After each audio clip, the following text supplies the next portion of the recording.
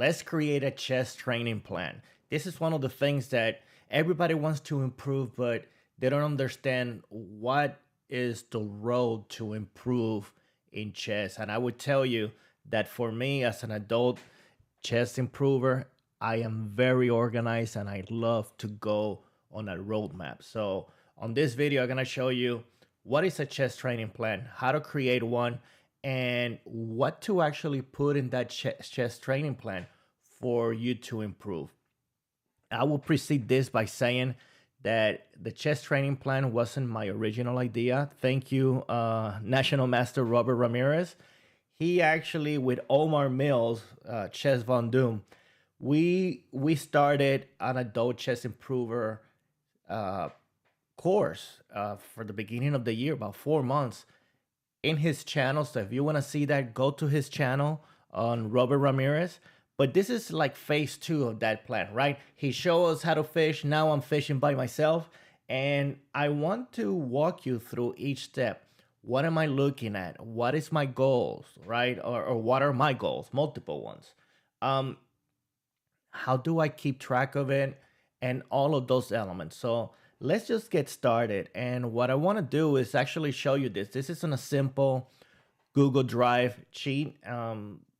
This is my creation because I like to basically keep track of it. As you can see, I'm already started, and regardless of the date, if you've seen this today, if you're seeing it today, or if you're seeing it 5 years from now, the concept still applies because it's evergreen content. You create a plan and you follow it. For me, my goal basically is to be ready for a tournament. I have two big tournaments in the year. This one is in September, and I have another one right here in November. So those are the two big tournaments. I just came out of one of them, and later on, I'll put a video of a debriefing coaching that I had with Robert Ramirez. But this chess plan, you can see that I'm already putting the dates of the week, what I have completed, and so on. I haven't created the tab for week 4. We're gonna do it on this video together. But notice, I actually, this should be cycle 2 or phase 2. I don't know. But we're doing a 15-week training. We're going to show you how to add and what to add, which is very, very important. One of the things that I learned during the training is that you actually need some rest, right? You need to learn how to disconnect a little bit as you're creating this plan. So you can see that I'm actually putting a week in between. And then from there, you come refreshed, you come sharper, which is very counterintuitive from what we initially think. Oh, I'm not gonna do chess for 1 week. It is worth it. It is scary, but it's worth it. So, anyways, that's what we have here. And basically, this is what it looks like, and I'll show you how everything looks like. And this is from Robert Ramirez. He actually offers this template in his channel. So I strongly recommend for you to visit that and watch the videos with Omar and myself as he's coaching us. But when we create this training plan, I actually love to add some data to it. So that's one of the things that I want to show you. That as we go, this is the what are we gonna add to it. So look, this data comes from Aim Chess. I actually have an account, and I took my last 40 rapid games from chess.com, so 15 minutes and 10 seconds. And this is the first myth, and I do want to get that myth out of the way. You don't need to be a guru in openings. I would tell you that yes, I do know my openings, um, but I do know, and I use only two openings, and that's what I've been doing for the last 6 months, and these are my results. There's a saying that you want to be, you could be a mile long in knowledge and an inch deep, or you could be a mile deep in knowledge and an inch long. So for me, I'm taking approach. I want to be a specialist in my opening. It allows me to become a little bit more comfortable with the openings. You start seeing the same things. Many people just love to jump around. But anyways, the point here is, and I'm actually going to get fancy. Let's go to here. Um, if you can see, this is the overall score on, and I keep jumping around, so sorry about that. But you could see the overall score of the openings at the end of 15 moves. You can see on the top, after 15 move, where am I scored, or what is my score so far. So you can see that the first one from left to right is, in all my openings I'm coming above the opening, right? I'm zero point 0.4 with the white pieces, 0.25 with the black pieces, and overall I'm coming ahead 6 point 0.65, right? So that's one of the things that I want to show you, and it's gonna come into play when you create a training plan. And I really want you to look at your stats in chess.com. If you have an account, you can see your stats. If not, find a way to understand how are you coming off in your opening phase and your middle game and so on, because that would help you train with purpose. And that's one of the things that we want to do. So this is a breakdown from left to right. You could see the left panel is my openings, then my middle games, and then my end games. So what I like about this is that it tells me my blunders in red, my mistakes in orange, and the inaccuracies. If you look at the left panel with the first three bars, in my openings, look how small my blunders are, my mistakes, and maybe an inaccuracy. And I'm not too concerned about inaccuracies. But then you see the other two columns where it compares against peers or cohorts on groups of those individuals that are similar. So for me, the opening is solid. I want to continue in my training to get sharp on that. I will actually share a video of how I learn a new opening because I'm in the process of learning a new one. But I'm making mental note that this is where I'm at with my openings.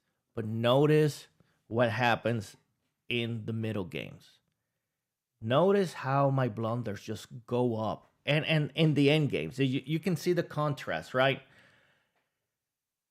You see my inaccuracies as well. And compared to the same peers, all the way to 1200, right? Because here on this analysis, I was a 994. So I'm trying to get to 1200.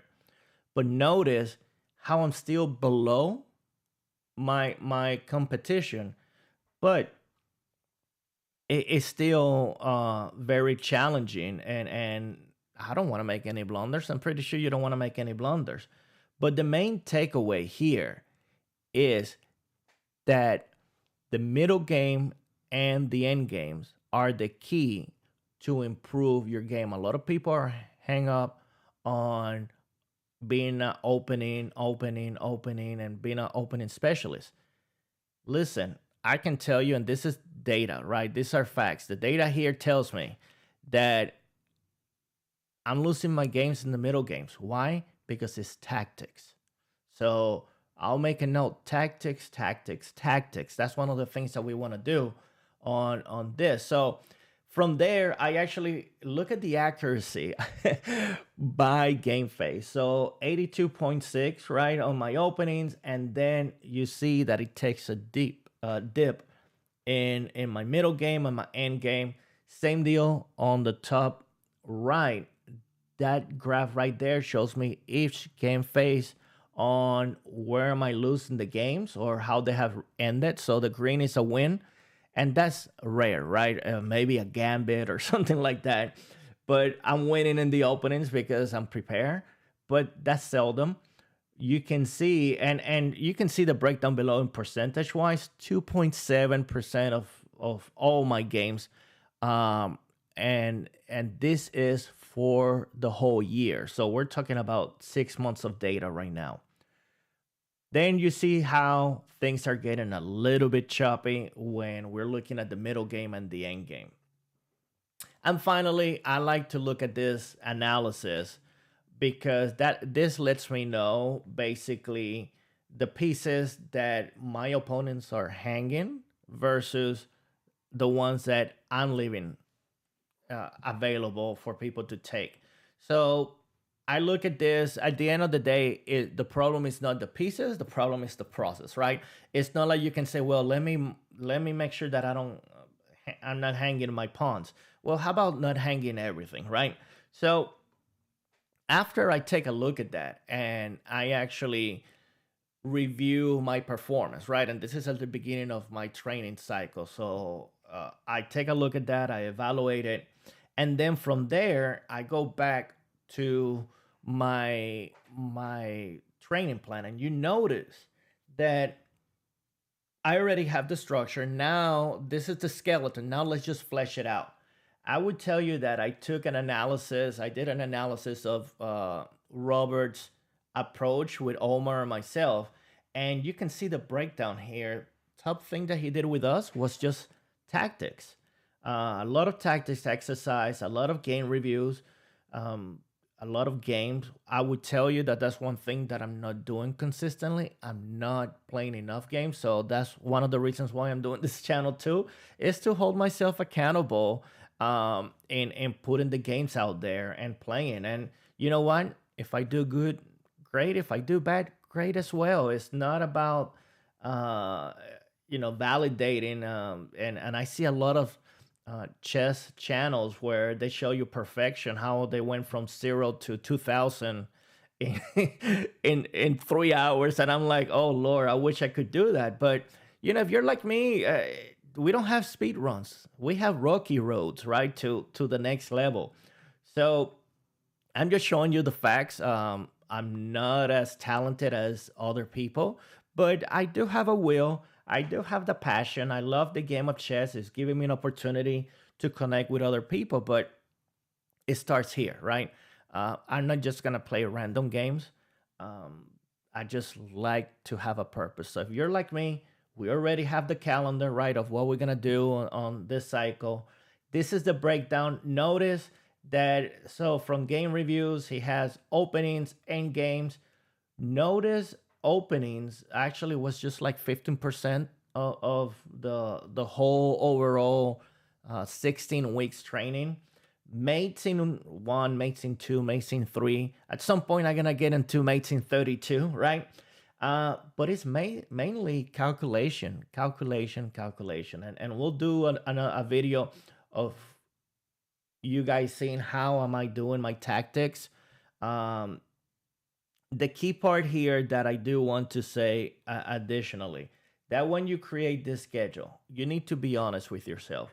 If you're an adult chess improver just like me, what is going to happen is that you need to find the time. So start with that. How much time can I commit to chess? How much time do I have a day or a week to spend on chess? In my case, I'm making a lot of time because I want to improve.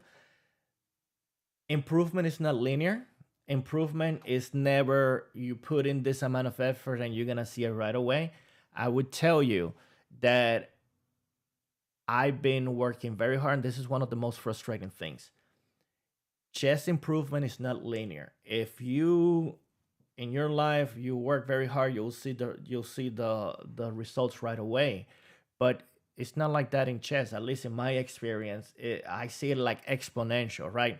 You start with working on some patterns, on tactics, but you're not gonna see the results until like 3, 4 weeks later when things are internalized. So don't get frustrated. It's part of the process. I've been there. You're probably there right now. So let's just get on stock and break through that invisible wall. So going back to this, make sure that you dedicate or that you're clear of how much time you're going to dedicate. And once you find that, you need to be flexible because there's going to be some days in your life that you might not be able to do your scheduled training. That's part of being an adult chess improver, right?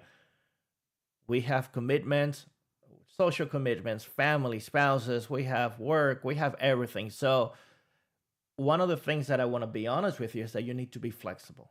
You need to make sure that you understand what is your goal, but as we go through this, understand what we need to um, do, and if we're unable to do so, then just switch back to the next step, or find solutions. What I would say is, do not, and I will repeat this, do not use an excuse one day that becomes 2 days and 3 days and 4 days. And next thing you know, you're not training at all. So that's my training. Now, let's actually do a duplicate here. I am going to call this one week 4. That's where we at right now. And you can see that I have it Monday, Tuesday, Wednesday, and so on. So I have Wednesday for rest. And as of late, what I've been doing is that if I fall behind on some trainings, then what I will do is that I use that Wednesday to basically catch up on some of my training. So I use it as a optional day. Um, Thursdays I have chess night at Miramar Chess Club, so I play OTB over the board. So that's part of the games, and then Sunday I truly rest. That's the key part. Now, notice that I'm starting with tactics, and this is what I'm dedicating right now. 45 minutes. I want to dedicate a big chunk of my game. You do not have to do that. You don't have to dedicate 45 minutes. Um, I do have, and I'll share some of this later on. Of course, I cannot publish the book, but what we have is chess trainings and then checkmates. I have a really good book. Again, it came from Robert. He actually shared this with me, but it is, and let me see if I have it right here. Let me see if you can see it. And it is 6,000 chess problems made from 1 to 9. I'm comfortable with checkmates in one, and I use it as a foundation. I start working on them. I The first part of it is like 500 mates in one, so just continue to make sure that you have the fundamentals right. Um, but in this case, after that, I do more tactics and just play games. And that's the key part right now that I'm struggling. We want to play some games. You can see that on Tuesdays, we continue the process, and we have evaluations and positions. Chess Tempo is one that I'm going to record and share with you how I do the tactics because I love it. Notice now here that I do dedicate 4 openings, but it is specifically for white and then on another day for black. And you can see some of these puzzles. As I'm going through this training, what I'll do is that I'll do a midpoint review, and I encourage you to have a friend or your own coach to review or have like a midpoint review. For me, in this case, when I look at my calendar, I probably just around week 8, I will basically say, okay, let me get with coach. This is what is happening. These are my games. This is what I'm improving. And then you adjust. If you cannot afford a coach, have a friend that is stronger than you, but that you confide in, that makes sense. But that's the key part of the training. And all you have to do, and it's nothing fancy, you don't need any accounts, you just need a purpose. Define it by writing it down. Make sure, just like what I'm doing here, you see, this helps me stick to it. So I don't even have to think, I don't even have to um, waste time. I'm ready to go. And then when we go into week right now, week 4, I just follow the process. And then on Sundays, I actually create week 5 and adjust. Um, so this helps you stick to it. All you have to do is just follow it. And again, Robert has this in his channel, same format, and I'm using the same format. But the key here is understand what is your goal, right? You have to be clear, you have to be realistic. execute. A lot of people love to plan, but we lack execution. So I execute and then I'm flexible. Reassess what's working, what's not working.